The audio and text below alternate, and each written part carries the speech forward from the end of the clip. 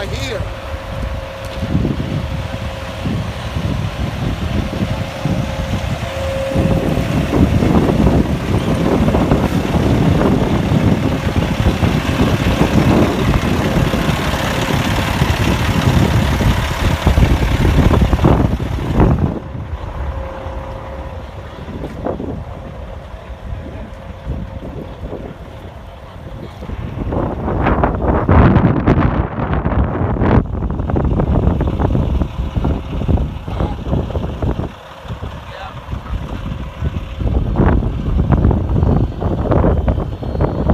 Got the driver out of this truck. This just happened like maybe 5 minutes ago.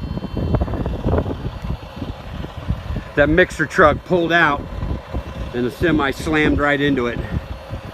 Man, people, you got to be careful out here.